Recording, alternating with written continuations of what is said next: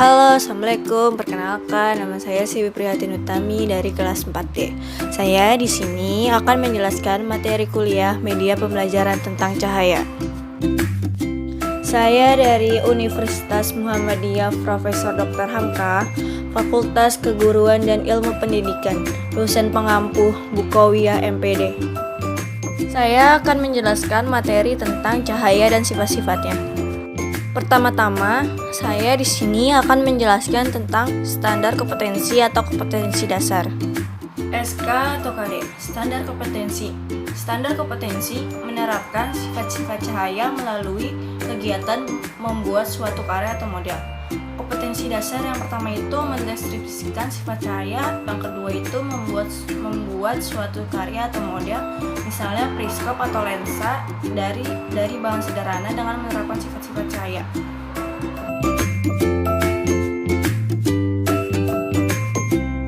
Yang kedua, kita akan melihat langkah-langkah tujuan pembelajaran.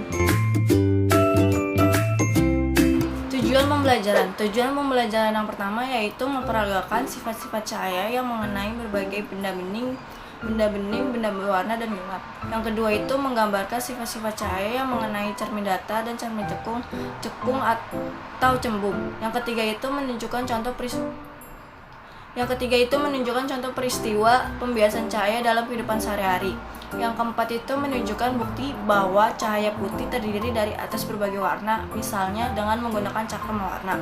Yang kelima itu memberikan contoh peristiwa penguraian cahaya dalam kehidupan sehari-hari. Yang keenam itu membuat pelangi melalui percobaan sederhana. Yang ketujuh itu menentukan model yang dibuat dengan menerapkan sifat-sifat cahaya, misalnya periskop dan lensa sederhana. Dan yang ketiga, kita akan melihat materi cahaya dan sifat-sifatnya. Selanjutnya itu materi cahaya dan sifat-sifatnya. Cahaya merupakan salah satu bentuk energi. Dari James Clerk Maxwell tahun 1831 sampai 1879. Cahaya merupakan rambatan gelombang yang dihasilkan oleh medan listrik dan medan magnet, yaitu gelombang elektromagnet. Yang kedua itu sumber cahaya. Sumber cahaya adalah benda-benda yang dapat menghasilkan cahaya, seperti matahari, bintang, lampu, dan lain-lain. Cahaya dibedakan menjadi dua, yaitu cahaya tampak. Cahaya tampak yaitu cahaya putih yang dapat ditampak oleh mata, yaitu cahaya matahari, cahaya lampu, dan api. Yang kedua itu cahaya tak tampak, yaitu cahaya yang tidak dapat ditangkap oleh mata, yaitu seperti sinar X, sinar ultraviolet, sinar gamma, dan sinar inframerah. Cahaya dan sifat-sifatnya dibagi menjadi 5. Yang pertama itu cahaya merambat lurus. Sifat cahaya yang merambat lurus ini dimanfaatkan manusia pada lampu senter dan lampu kendaraan bermotor. Contohnya pada gambar di samping, yaitu lilin menyala pada lubang karton A, karton B, dan karton C, yaitu cahaya yang merambat lurus. Yang kedua itu cahaya menembus benda bening. Berdasarkan dapat tidaknya meneruskan cahaya, benda dibedakan menjadi 3. Yang pertama itu benda tidak tembus cahaya. Benda gelap tidak dapat meneruskan cahaya yang mengenainya apabila dikenai cahaya.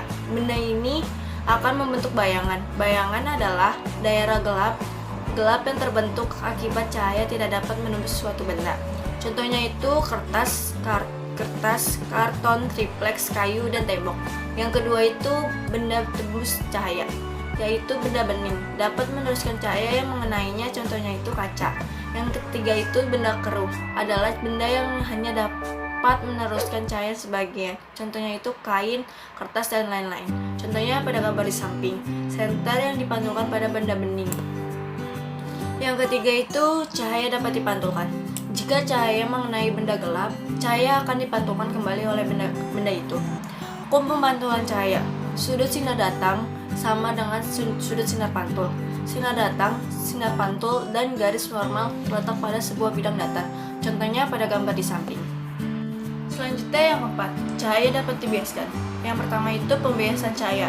Pembiasan cahaya adalah pembelokan arah rambat cahaya. Yang kedua itu cahaya akan mengalami pembiasan jika merambat melalui dua media yang kerapatannya berbeda, yaitu sinulus. Jika cahaya datang dari suatu zat yang kerapatannya kurang udara menuju ke zat yang kerapatannya yang lebih besar dari air, cahaya akan dibiaskan mendekati garis normal. Jika cahaya datang dari suatu zat yang kerapatannya lebih besar air menuju ke zat yang kerapatannya kurang udara, cahaya akan dibiaskan menjauhi garis normal. Contohnya pada gambar di samping.